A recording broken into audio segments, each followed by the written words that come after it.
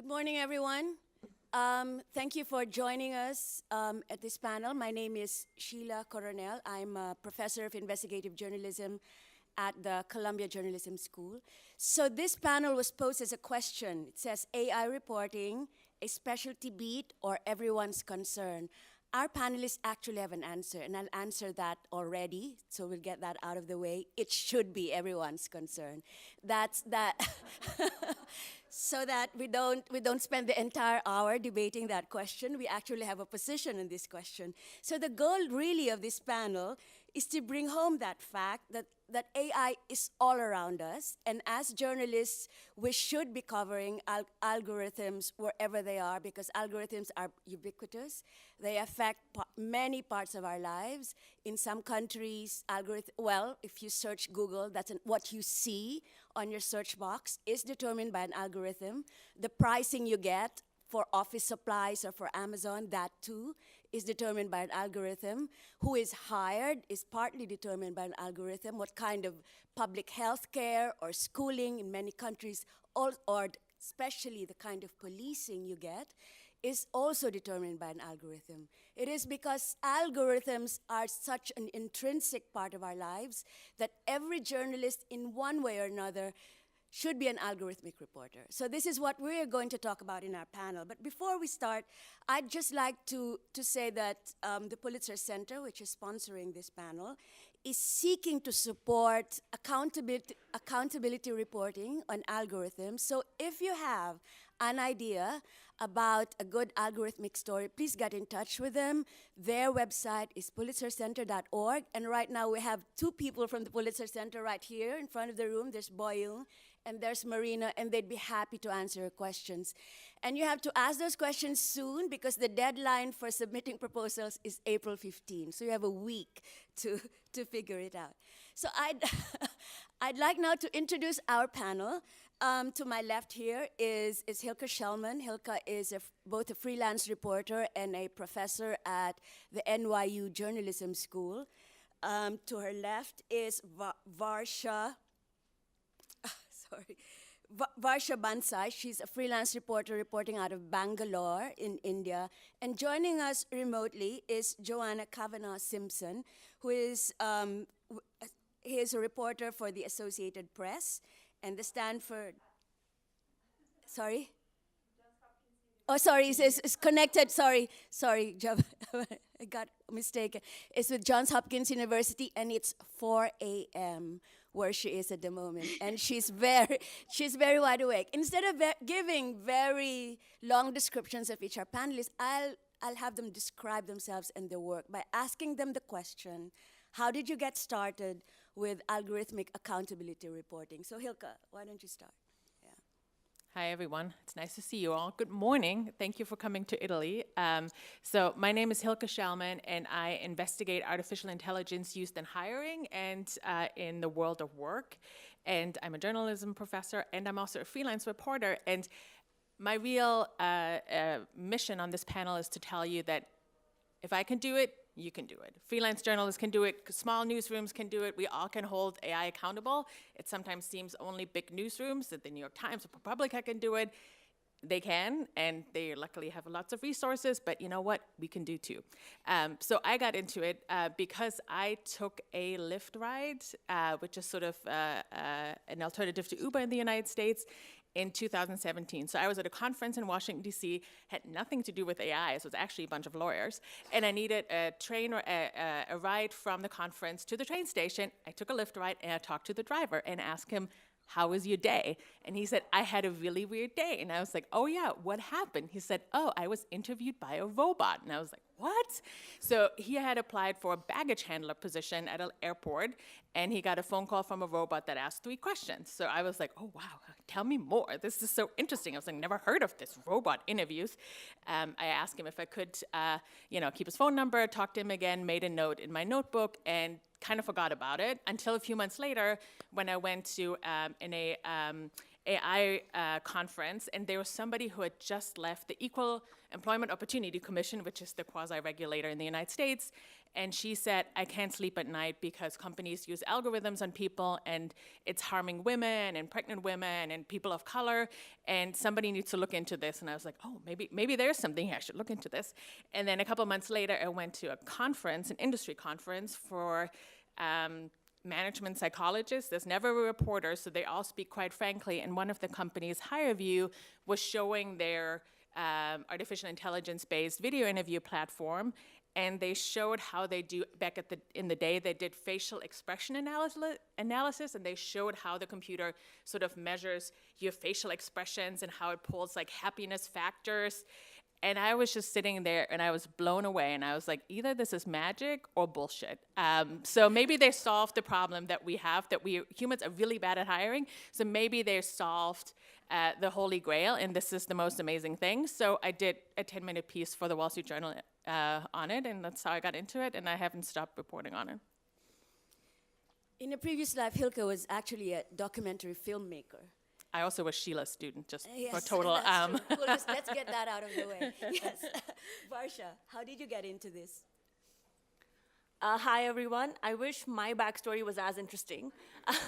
So I was in the United States for a couple of years. In 2016, I went back home to India, and I just saw that my entire world was really different, you know. I came back to a city where technology was being used everywhere.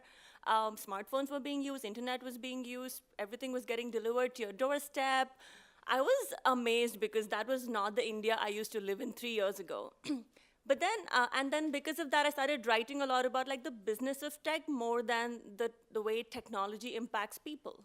So I covered that for a few years, celebrated technology, the business of it, how everything is getting funded. But as I started reporting on it further, I realized that there were algorithms impacting real people, whether it is delivery workers, whether it is Uber drivers.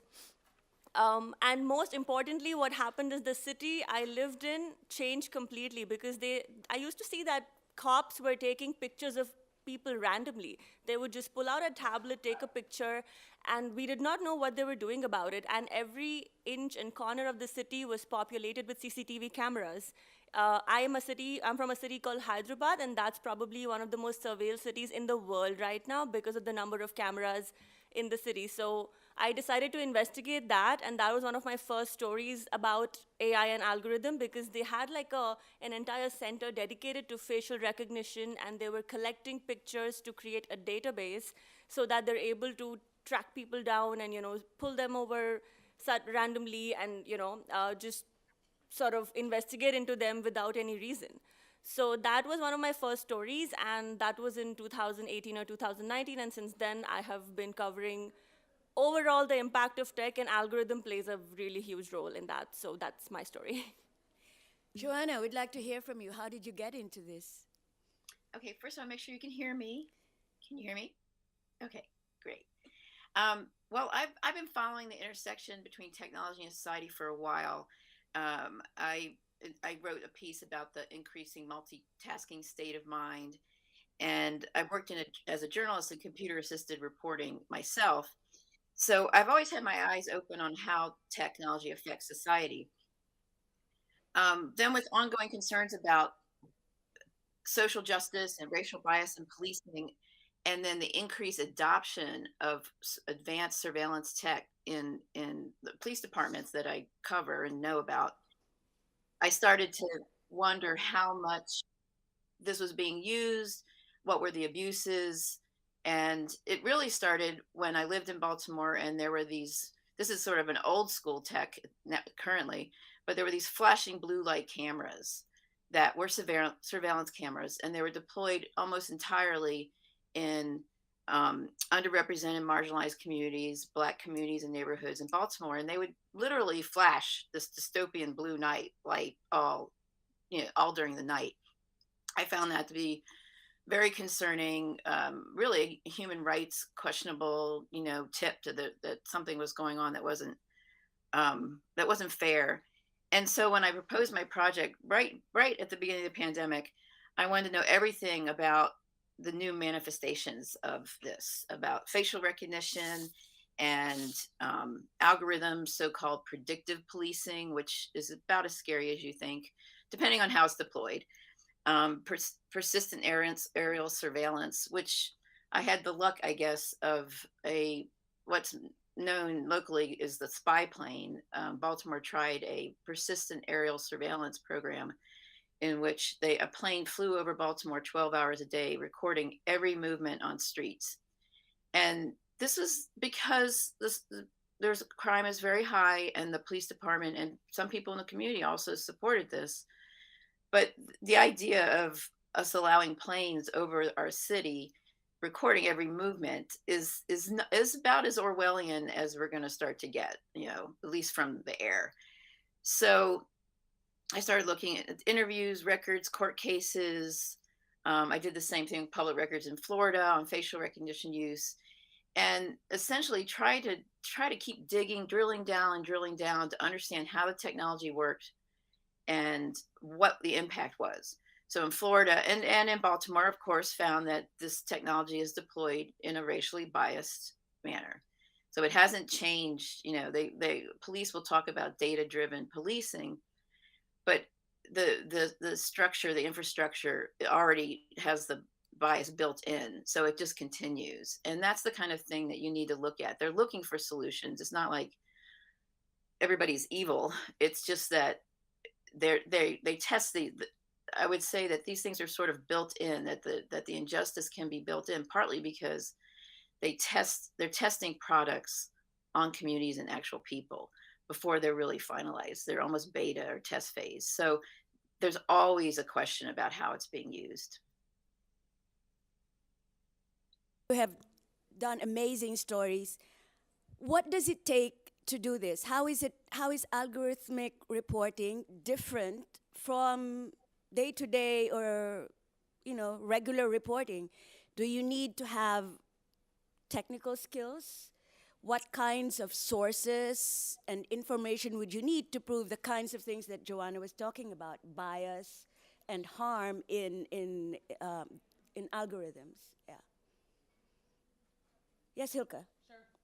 So I think that's like the first question every editor asks you, right? Is like, where's the harm? And they don't want to hear, oh, there's like theoretical harm that could be using, in AI and hiring. They could be, this could be built on current employees, and there might all be white men, and then their biases seep into the system. They're like, great, how can you demonstrate the harm? So that's a real challenge in this world, because at least in artificial intelligence and hiring and at work, companies say these are black boxes, they're proprietary. I'm sure you all heard that. So I think there's a couple ways into the system.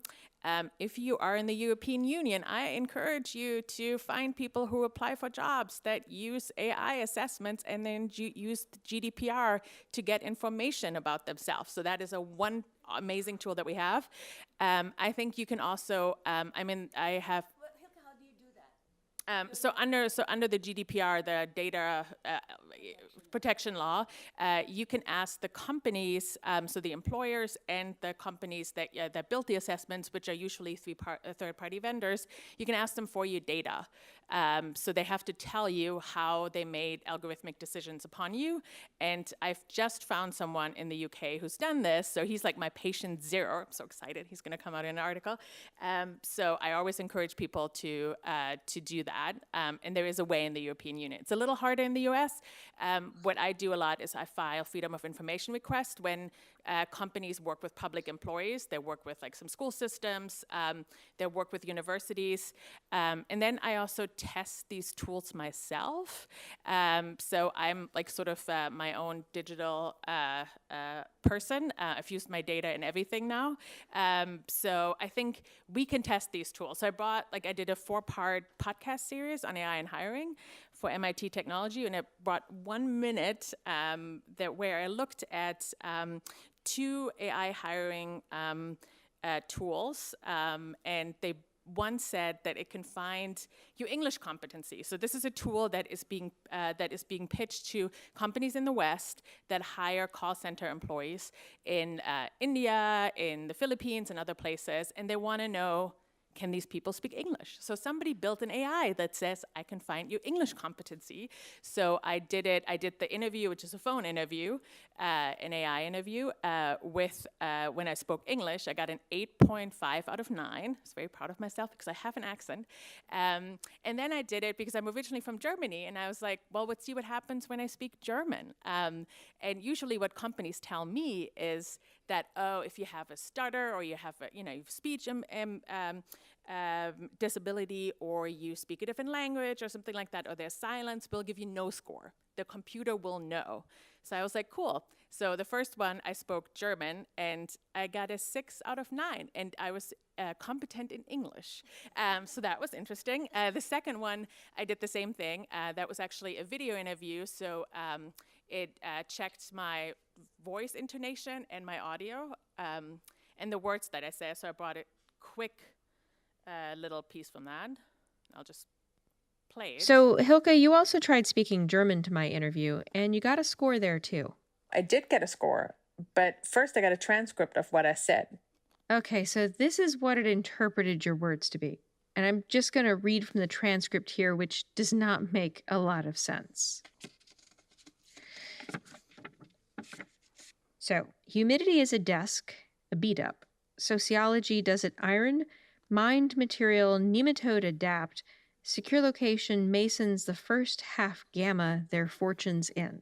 Yep, it's gibberish. Okay, what results did you get from this?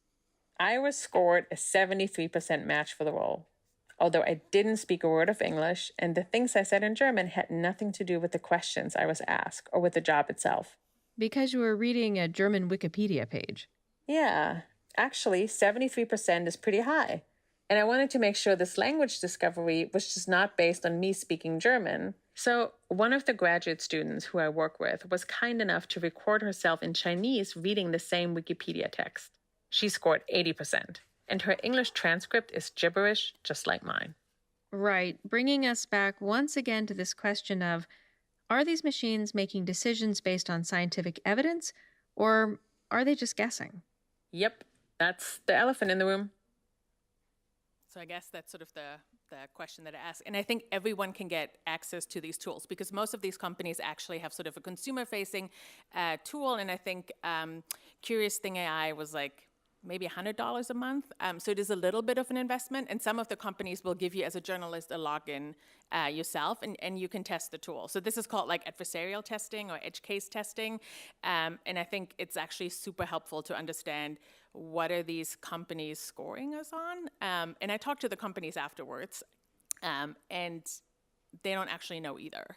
Because I asked them specifically, what did you score me on? And I got a lot of talks about 5D places. I don't know. I'm not a computer scientist, so I don't know what they were really talking about. But they couldn't tell me in like clear English what I was scored on. So I think that's things that should concern us. So Varsha, do you need to know how to code in order to? Do you need to know how to code, or how much technological knowledge do you need to be able to report on algorithms? Well, I don't know how to code, and I write about it. So you don't need to know how to code. You can also, adding to what Hilke has done, you can also just go back to old school shoe leather reporting. So in India, we haven't really even scratched the surface with AI reporting. There's no beat called AI, and there is no AI reporter.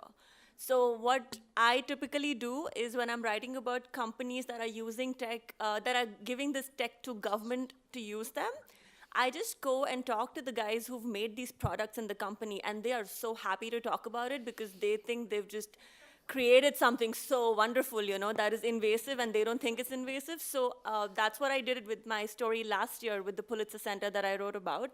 They had created this app which could remotely delete apps on these women health workers' phones, which they thought was amazing. They thought they could just do whatever, they monitor their phone, and the women healthcare workers, of course, were just, angry about the whole situation and fought against it.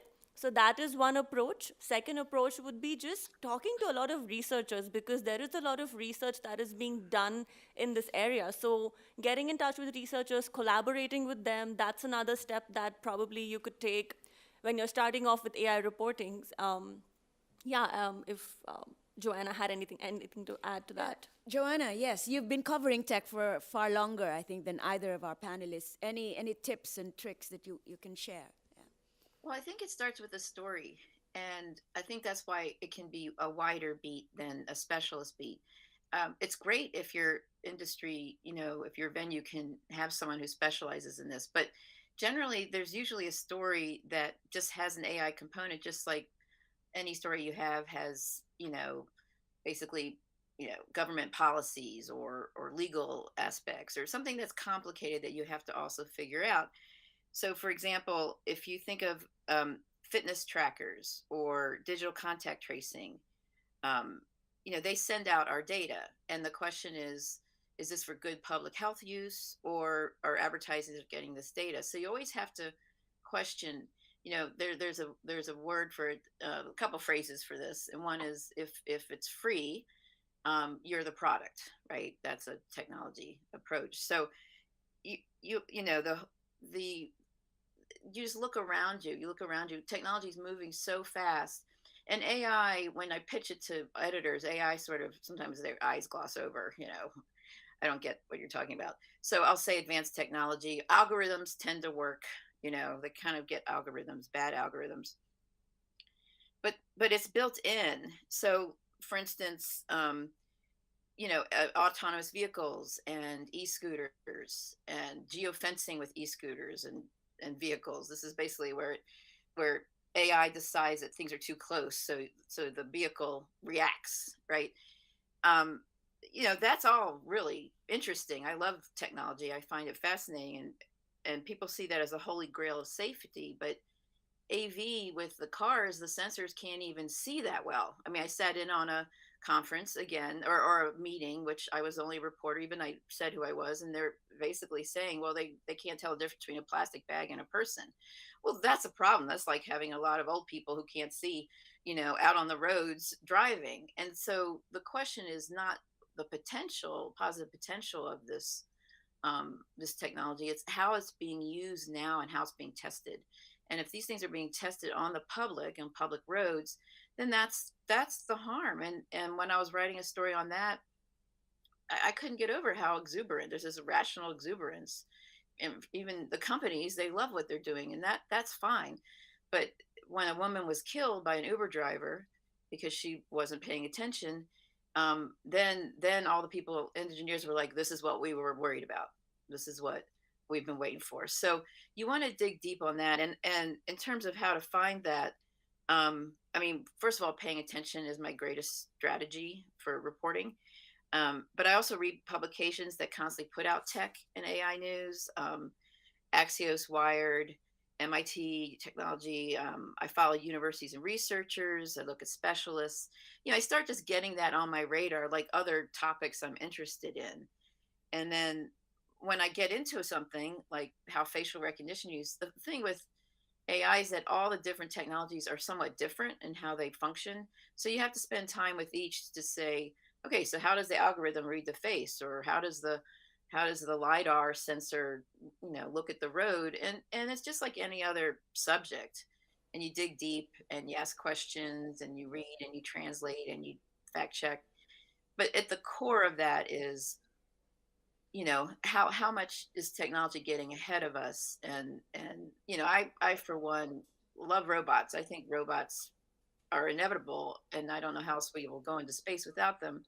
But humans can't even design a good website, So I'm a little worried about them doing robotic dogs, headless robotic dogs in the military, and and things like that. So those are the questions that you're asking. Yeah. So among the themes that I see here in terms of harm, you've pointed out bias against certain racial groups or say women, intrusion into privacy with your data being there, surveillance, safety in the use of products. So do you think these are the key themes or the harm done by, or are there other issues that we should be looking at? Like I'm not sure with algorithmic hiring, Hilka, whether, for example, these biases also exist in humans, whether algorithms are any better or worse than humans are. Yeah. Well, humans are terrible at hiring. We suck, and because we have human biases, and you can tell because for decades we have hired many incompetent people into leadership positions, which I'm sure all of us had bad bosses, and they were hired into terrible positions. And women and people of color have been overlooked, right? That's why we have a systemic wage gap. Like, this is a real societal problem.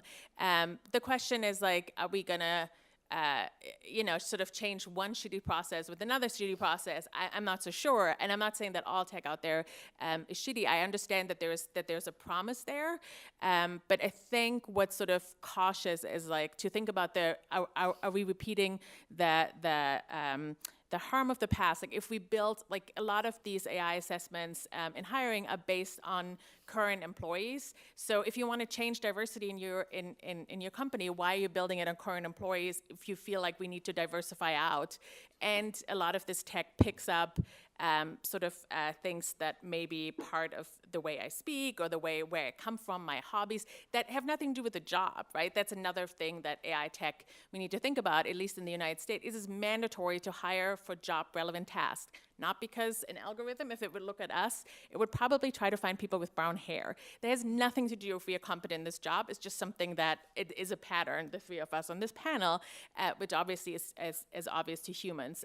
But I think also the algorithmic harm is the scope of an algorithm, right? Like, Amazon had a faulty algorithm for hiring. We don't know for how many people they used it on, but imagine, like, the millions of people that apply to Amazon every year. If there's an algorithm that downgrades women, which this algorithm did, that could be, I mean, the harm could be just so large, and you might never find out. With a human hiring manager, there's only so much one person can inflict, I think, but also there might be checks, right? There might be an HR company, an HR supervisor who looks and is like, wait, you only have hired white men. That's a little weird. But if this going across, like, I don't know, all of Amazon warehouses, who is to check? And a lot of these algorithms are also, people are not competent enough to supervise them and look at them and sort of track them over time, like, how's the algorithm changing, what are the outcomes, what are the inputs. So I think that's another thing. Also, in the old days, assessments, at least in the US, it was kind of public what was done. Like, as a firefighter, I had to carry, 200 pounds from A to B, and that was the test.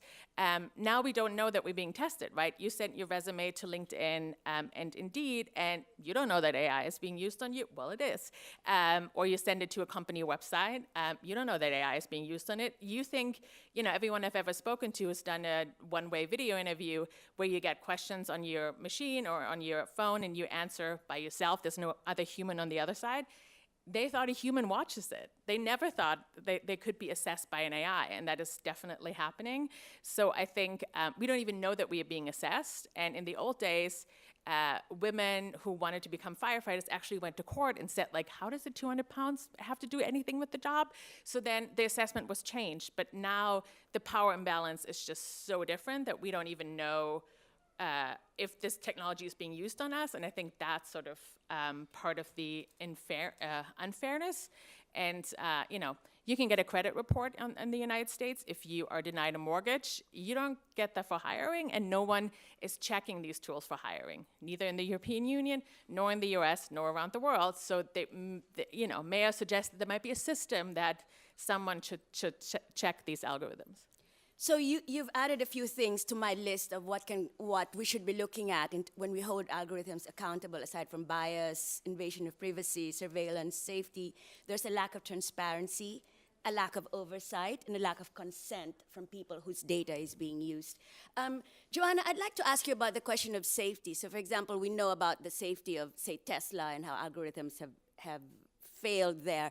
But, car safety in the US is an old story from the time of Ralph Nader in the 1950s and 60s. The rise of the consumer movement in the US was because of unsafe cars. How is that, old-style manufacturing any better than or worse than what we're seeing now, where you have machines testing the safety of electronically driven vehicles? Well, that's a good question. And that's one reason, like, I went to a public health conference and almost everyone there initially was very excited about the potential, because they believe that computers and controls will be better than humans. And people who die in car accidents is these numbers are very high, fatalities, accidents, etc. I think the issue is more that um, the the the ethics of how it's being done. Because there's been harm before, does that mean you continue to create harm? You asked the question of, or Hilke brought up the question of how transparent is this? Do I know on a road that a car next to me is an autonomous vehicle or is a driver assist vehicle that the driver's not paying attention? Have I given my own consent to that experiment? No. So my concern has been more, or the concern I arrived at researching the story is we don't have to believe that this is the answer. We can see that it might be the answer and see how best to employ this. And this should be tested, in pretty safe areas. There should be transparency for people to know that it's being tested around them so they can say, okay, I don't mind driving next to a autonomous vehicle. But it's more like we don't even think about the repercussions. Is there a perception of risk, and is that perception ignored, which is what happened with autonomous vehicles? Everything's getting better, but it's funny. You also wonder, okay, so now they're driver assist, which means that it can stay between the lanes, and the car will stop if it needs to, if it's going to hit another car. But people treat it like an autonomous vehicle, so now they have to put in nags or reminders that say you're not looking at the road. You get this little chime, you're not looking at the road, warning, warning, your hands are off the wheel. And then there's the second time or third time, the car will stop safely. Well, how does the car stop safely in the middle of a highway? These are just questions to be addressed, and that's a big problem. Like, how do you get to the place where it might be safer, and do that safely? So there's an ethical question, I think. So are the problems with algorithms, Varsha, different in the Global South from the problems that both Joanna and Hilke have been talking about? Some problems are similar, but then there are also additional problems because a lot of these algorithms and tech was built in the West and then deployed in the Global South without thinking of cultural differences, cultural repercussions that it could have. To give an example, in 2019 or 2020, when TikTok was still not banned in India, there were a lot of different features in TikTok that were being used in small towns in India as a way to talk about your caste. And that led to people figuring out where this other person is talking about their caste. They went in, there were some murders, there were people who were killed, there were people who killed themselves. This was one extreme repercussion that happened. Second, which I wrote about last year, was Google Play not having any, they did not have any control over the apps that were being placed in Google Play Store, and there were about 800 to 900 apps giving microloans to Indians during the pandemic. That led to them not repaying loans, snowballing into them getting humiliated. They had access to all their contacts. They humiliated them through WhatsApp in front of all their family members and friends, which again led to multiple deaths across India.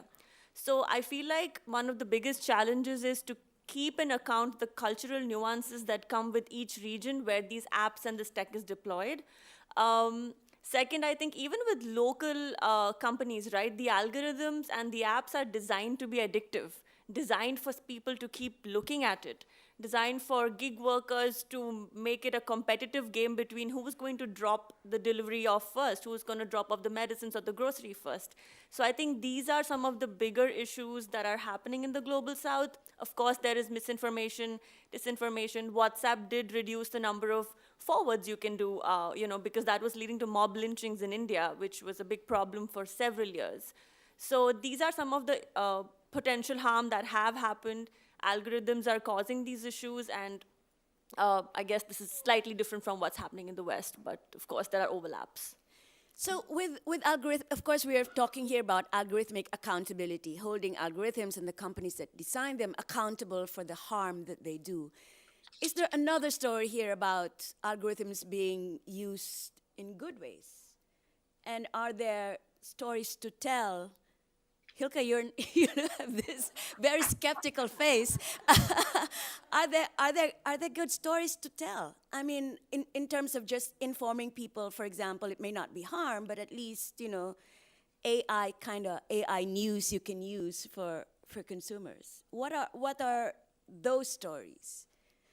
I mean, my hope is that in AI and hiring and at work, especially in hiring, because we humans are so bad, and we don't want to replicate the past human bad behavior in these algorithms. So I actually think I'm hoping to start like a bigger conversation. How should we hire, and what makes good hiring that could use technological solution, maybe humans? It definitely needs some human oversight. So I think actually like this tech coming into the space at these unprecedented numbers. So like 99% of Fortune 500 companies use AI in hiring. There's a survey that a Harvard professor did that looked at companies in the US, UK, and Germany, and almost 50% will throw out your resume if you have a larger than 6-month job gap.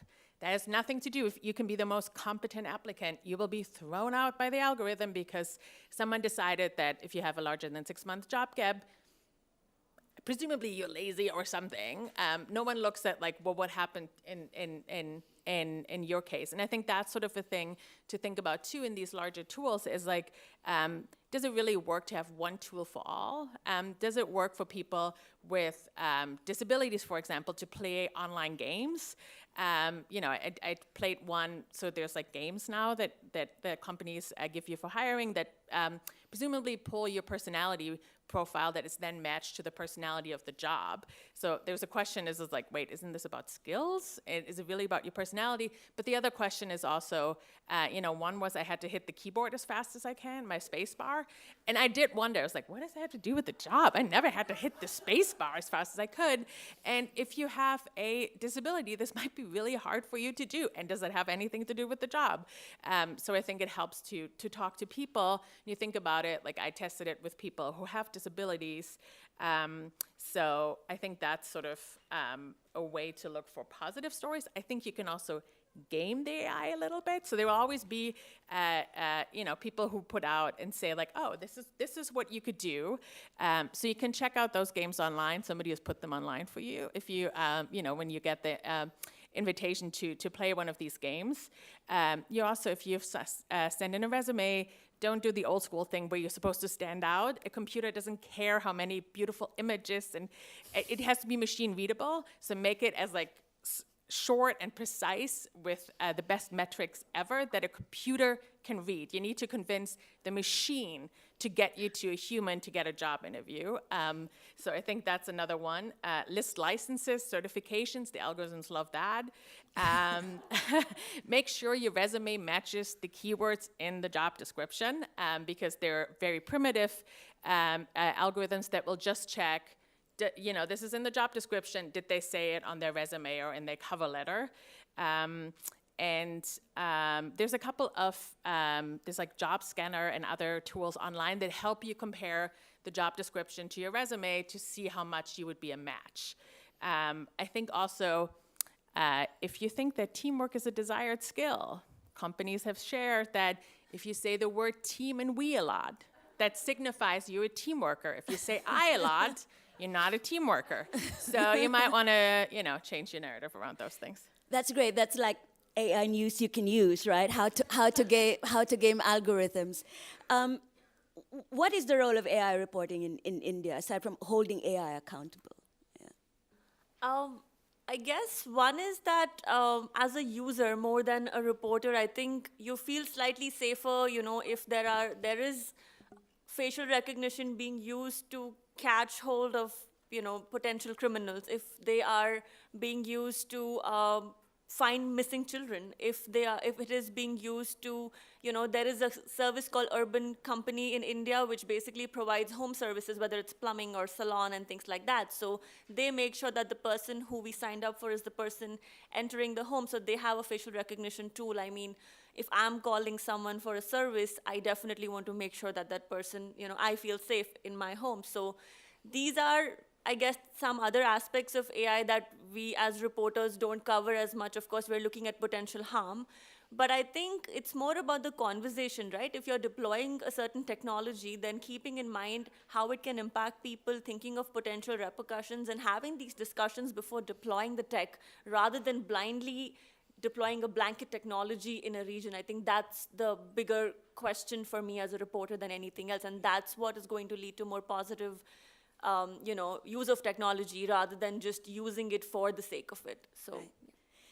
Joanna, does AI reporting, accountability reporting, make an impact? Do companies change because the harm that has been done by their algorithms has been exposed by journalists? Yes, I think, but we're at the cutting edge of this. So I think they're embarrassed sometimes, and they'll look back. I mean, I think Hilke's work with with basically hiring. I mean, they're going to fix that algorithm, and that's totally embarrassing, right? So yes, and in my case, the work I did on the surveillance planes and the various technologies ended up being cited in an appeals court ruling on these planes that declared them unconstitutional. So that company, which is promoting this all over, now has an appeals court ruling. So digging in deep, yes, there will be some repercussions, but there isn't any federal oversight. The current administration wants to implement or possibly go through Congress and get passed an AI Bill of Rights that limits, that requires transparency, that puts limits on how it's used, or otherwise.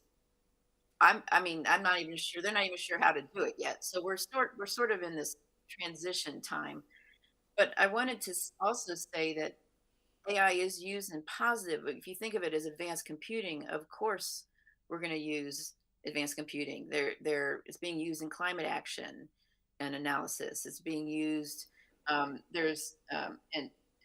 Basically, there's a company that's using AI to reduce food waste, and they put sensors in the top of trash receptacles at hotels that can tell like which foods get thrown away most often.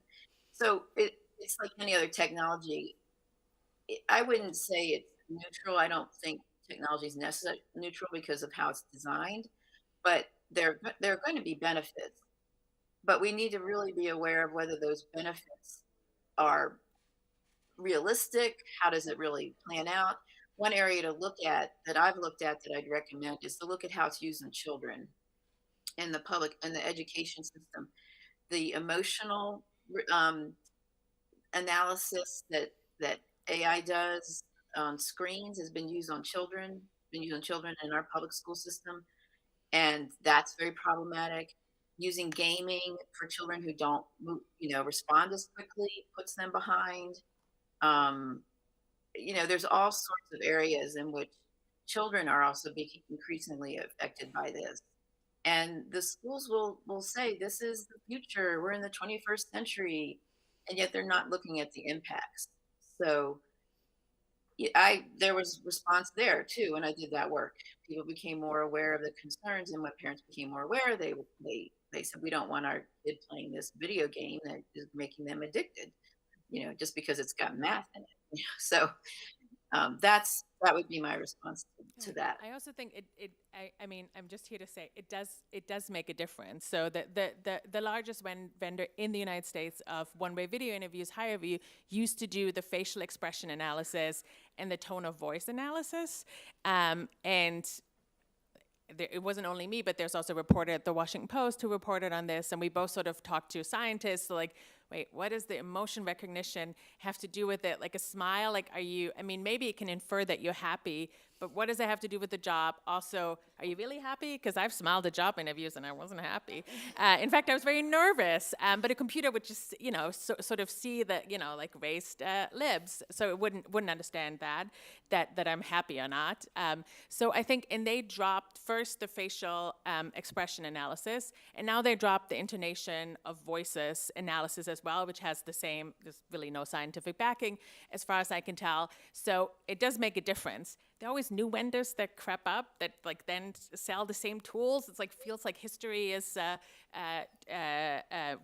repeating itself, but the largest vendor has changed, and there is now, New York City has just passed a law on algorithmic hiring, the first one possibly with teeth in the United States. So it does matter. It doesn't go unnoticed. Great. Do you see impact in India, Varsha?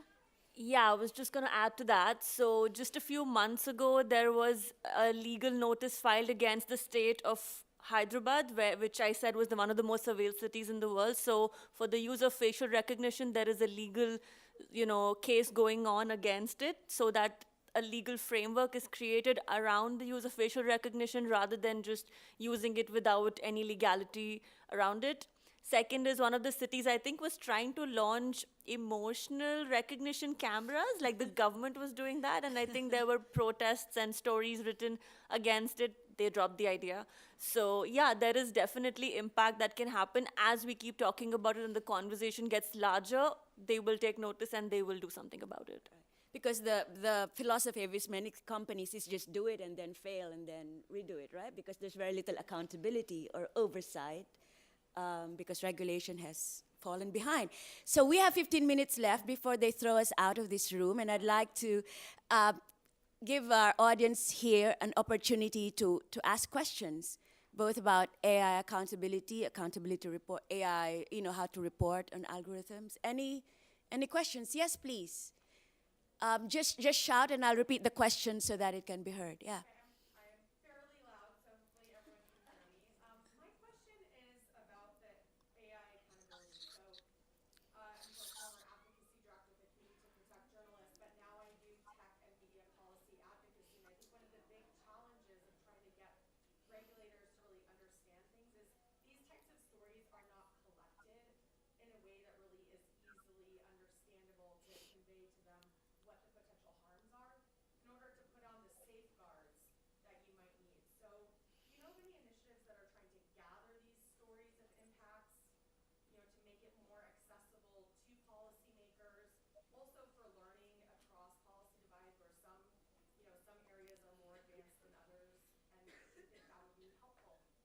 So the question was, are there any initiatives to put all of these AI stories together so that they can be used, to guide other efforts to hold AI accountable in other places? Do you know of such efforts?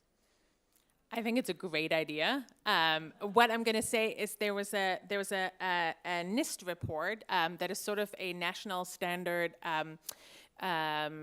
agency in the United States that sort of test algorithms, not if they really work, but it tests for like facial recognition, how good is your algorithm versus your algorithm. And they actually did a very critical report talking about how we need to have national benchmarks for algorithms. And it actually was the best repository of accountability reporting in the footnotes that I've ever seen. I was like, I'm just going to look at their footnotes because they have clearly looked at everything. So it does filter into the policy realm because actually lawmakers in the United States will actually read this NIST report, or their aides will read the NIST report and talk about it. But I think a general repository would be a great idea. I think there's also like a couple other tips that I think might be good.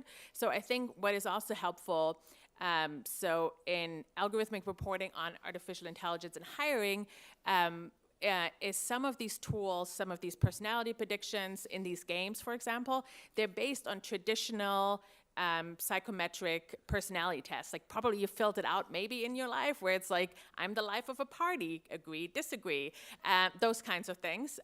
So we can, there is a huge debate if we should use personality for hiring, but some of these tests have actually been validated over years.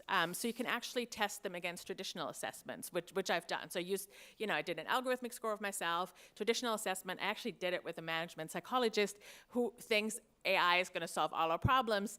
And his scores were so different than his traditional scores that he was, over the course of the interview, he got sadder and sadder. And we also use the algorithm against itself. So there's one algorithm that says, I can pull your personality out of your LinkedIn, and I can pull it out of your Twitter. Well, if we believe management psychologists, we only have roughly one personality. It doesn't change that much. So you should have roughly the same the same results. Well, it turns out I have like 4-split personality based on these algorithms. So I think that's another way to benchmark them. I recommend not only to use yourself, so I work now with academics, so we use a sample of 100, 150 people, so you have a little bit more than just one case, but I think that's another way. I've tested there's a company in Israel that says it can find pedophiles and terrorists by their facial expressions. So we brought our own data set of convicted terrorists in the United States and brought the photos. First of all, it was kind of funny because the guy was like, "Oh, women, we didn't do women. They don't do terrorism. We didn't test it on women." I was like, "Okay, fine." So their system doesn't work on women. But then also, like as maybe predicted, it found people of brown skin color to be terrorists, and the white convicted terrorists were non-terrorists according to the database. So I think that's another thing, to bring your own data sets, if you can, to run them against their algorithms, to just test it. Any other questions? Yes, Jim. Question for Joanne. What did the story turn out to be with those flashing blue lights in Baltimore? Okay, Joanne, the question was, what was the story in the flashing blue lights in Baltimore? Well, that was probably the advent of the surveillance type cameras. They were called police observation devices. So before, they had interconnected CCTV cameras that they have now in the war rooms and that they have in police stations. They would basically put up these cameras that the police could then download a tape later, and if a crime had been committed, they could view the tape. So it was sort of a mid-level technology. Why it was a flashing blue light, I don't know. These were first started in Chicago, and then they spread to Baltimore. But people who grew up in Baltimore under these, I interviewed a number of them, and it made a huge impression on feeling like they're surveilled under a glass, a lesser person, essentially, and was actually a very symbolic abuse. Now you go around Baltimore, and there are cameras everywhere, every corner, the bulbous surveillance cameras, and people know where they are, and they've gotten to the point where they're like, we're under surveillance. There's not much we can do about it, which I think is also sad. Other questions? Yes, please. Well, first of all, thank you for this presentation. It has been super interesting, very inspiring. And I was just wondering, since you all said you're not coders as such, have you ever been able to get access to the algorithms that are being used? And if so, how would you recommend proceeding to get to those algorithms, and how to analyze what they do without Right. software skills? Thank you. So the question was, have you ever gotten access to the black box? And without coding skills, how do you analyze that black box? How do you reverse engineer the black box of an algorithm? And how do you get access if it's proprietary and a trade secret? I've never gotten access to an algorithm, and Yeah. frankly, I wouldn't know the first thing to do with it. And secondly, I would also say, at least in hiring, this is, and you also would need the training data. So you can have an algorithm, but if it's trained on company A of their employees, it will look for something else than company B. So you'd also need to get that training data, which would involve a lot of privacy. Look, if I would get an algorithm, I would call some computer scientists and talk to them about it and sort of try to understand how it works. But at least in hiring, you would also need the training data.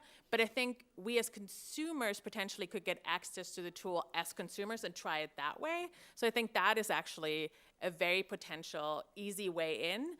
And a lot of these tools are available on the open market, so we can test them with our own data sets. And I mean, I think maybe a way to get an algorithm potentially is through a freedom of information request, though I've requested those, I've never gotten them, because there is trade secrets that are being protected that are not being released to the public, at least in the US.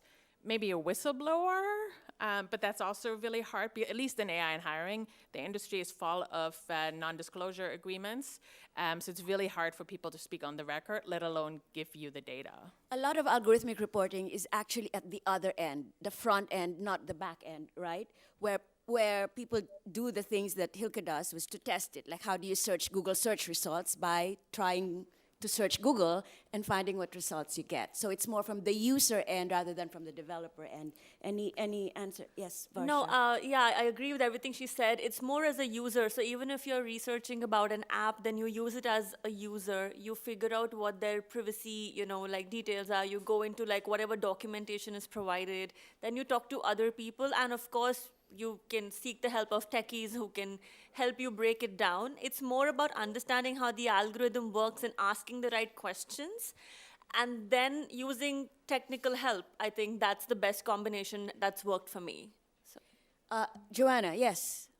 Yes, another thing you can do is look at industry reports or government reports. Hilke mentioned the NIST report. It's an excellent National Institute of Standards and Technology.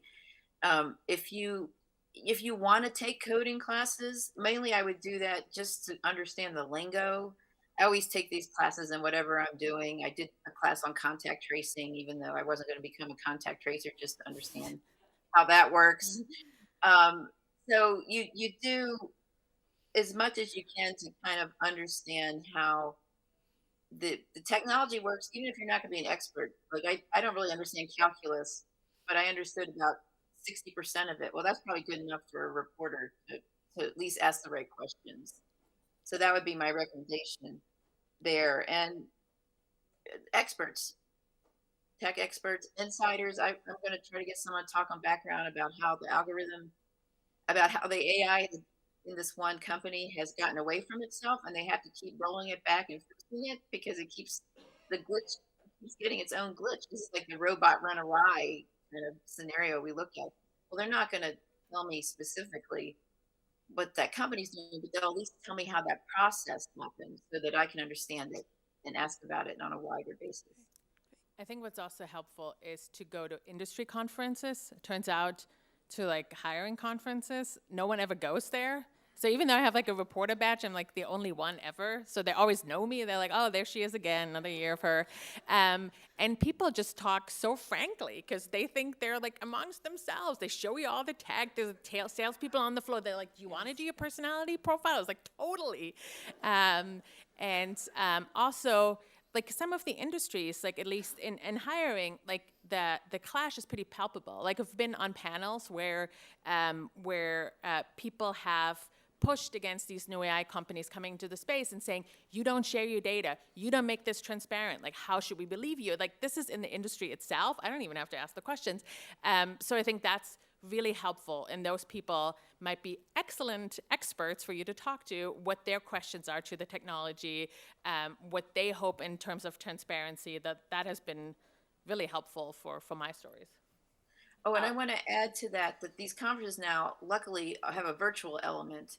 So you can be anywhere in the world and go to them. Axios had a What's Next conference, and that is huge because, the Mary Barra from GM was there, and Slack and Accenture, and they're talking about doing metaverses where their employees meet each other with their avatars because they're from all over the world. Well, I'm not going to get that, just by reading. So yeah, the virtual, once you get on these email lists and the virtual conferences, go to them. There's always story ideas.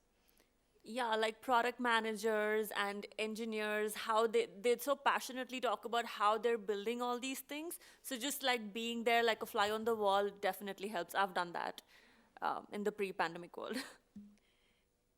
Yes, we have time for one last question. Yes.